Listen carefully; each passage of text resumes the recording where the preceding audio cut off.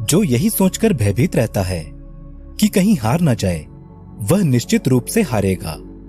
महादेव कहते हैं, असफलता का सबसे बड़ा कारण डर होता है। डर की वजह से हम जीवन में कुछ भी नहीं कर पाते हैं। लेकिन डर मन की एक स्थिति के अलावा और कुछ भी नहीं है। जो डर से जीत गया वो जीवन में कभी भी असफल नहीं हो सकता। डर का होना अच्छा है और बुरा भी। यदि आप ऐसा कार्य कर रहे हैं जिसमें आपकी उन्नति है और वह कार्य सही भी है, तब डरना गलत है। यदि आप ऐसा कोई कार्य कर रहे हैं जो गलत है, तो डर होने पर आप ऐसे कार्यों को करने से बच जाएंगे। सही कार्य करने से कभी भी नहीं डरना चाहिए और गलत कार्य करने पर डर का होना आवश्यक है, जिससे आप उस गलत कार्य को ना कर सकें।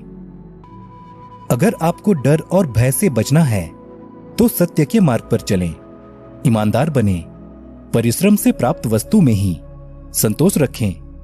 जीवन में थोड़ी बहुत मुश्किलें तो आएंगी, लेकिन आपके जीवन में सुख और सुकून होगा। यदि हार निश्चित है तो डर किस बात की, खुल के सामना करो। शायद यही आपका निडर होना हार को जीत में बदल दे। मुश्किलों से डरे नहीं, बल्कि निडर होकर सामना करें। डर तो जीवन का हिस्सा है, फिर इस डर की वजह से डरना क्यों? डर के एक बीज को भी अपने मन में जगह ना दें, नहीं तो निश्चित तौर पर वह जल्द ही एक बड़ा पेड़ बनकर आपकी असफलता का कारण बनेगा। जीवन से जुड़ा लक्ष्य कितना भी बड़ा हो, वो आपको जरूर हासिल हो सकता है। उसे पाने के लिए सिर्फ आपका विश्वास आपके भय से बड़ा होना चाहिए। निरंतर कार्य करने से अनुभव प्राप्त होता है, अनुभव से आत्मविश्वास बढ़ता है और आत्मविश्वास बढ़ने से डर का नाश होता है। इसलिए अपनी उम्र और क्षमता के अनुसार कार्य करते रहना चाहिए। यदि आपके अंदर किसी बात का डर हो तो आप ही उस डर को दूर कर सकते हैं। अधिक डर कमजोरी और अज्ञानता का परिचायक होता है। महादेव कहते हैं, डर से तब तक डरें जब तक वह आपके पास नहीं आता, परंतु डर को अपने निकट आता हुआ देखकर प्रहार करके उसे नष्ट कर देना ही उचित है। अर्थात डर से दूर भागने की बजाय उसका सामना करें। अगर आज हम अपने डर पर काबू नहीं पा लेते हैं तो कल हमारा डर हम पर काबू पा लेगा। जिस मनुष्य को अपने मनुष्यत्व का भान है वह ईश्वर के सिवा और किसी से नहीं डरता है। जिंदगी में तब तक नहीं डरना चाहिए जब तक आपको लोग न समझ पाएं, लेकिन आपको तब जरूर डरना चाहिए जब आप खुद को ही न समझ पाएं। भय से ही दुख आते हैं, भय से ही मृत्यु होती है और भय से ही बुराइयां उत्पन्न होती हैं। याद रखें, डर हमेशा अज्ञानता से ही जन्म लेता है। आत्मविश्वास के बिना हम सफलता की कामना नहीं कर सकते। जो लोग खुद पर भरोसा नहीं करते वो ईश्वर पर भी भरोसा नहीं कर पाते हैं। आत्मविश्वास के बिना कोई भी काम पूरा नहीं हो सकता। खुद पर भरोसा रखेंगे तो किसी भी काम का डर हावी नहीं हो पाएगा। जब हम डरते हैं तो छोटे छोटे काम भी मुश्किल हो जाते हैं। इसलिए डर का सामना करें और उसे दूर करें, तभी कामयाबी मिल सकती है। आलस हमारी सोचने और समझने की शक्ति और विचारों की रचनात्मकता को खत्म कर देता है। यदि सफल होना चाहते हैं तो आलस को तुरंत छोड़ दें। किसी भी तरह के डर को खुद पर हावी न होने दें। जिस काम से हम जितना ज्यादा डरेंगे वो उतना ही मुश्किल हो जाता है। दुनिया के डर से अपने फैसले बदलने वालों के फैसलों की कोई अहमियत नहीं होती। जिस बात से डर लगता हो उस क्षेत्र में अपना ज्ञान बढ़ाना आरंभ कर दें, डर भाग जाएगा। डर कहीं और नहीं, बस आपके दिमाग में होता है।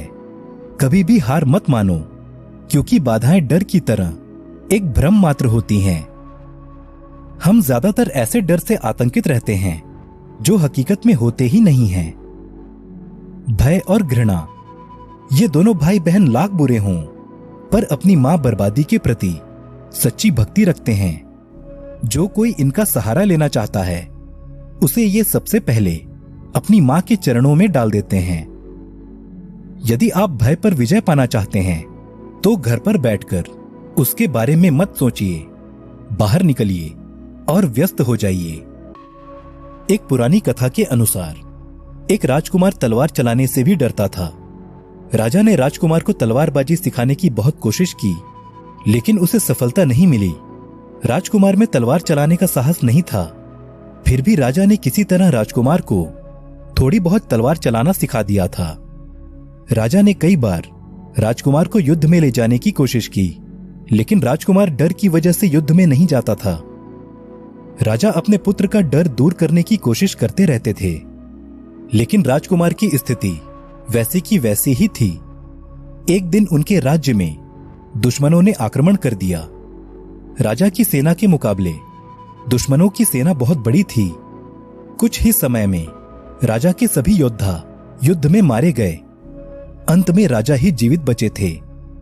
जब राजकुमार को पता चला कि युद्ध में राज्य के सभी योद्धा मारे जा चुके हैं, तब वो हिम्मत करके महल से बाहर निकला।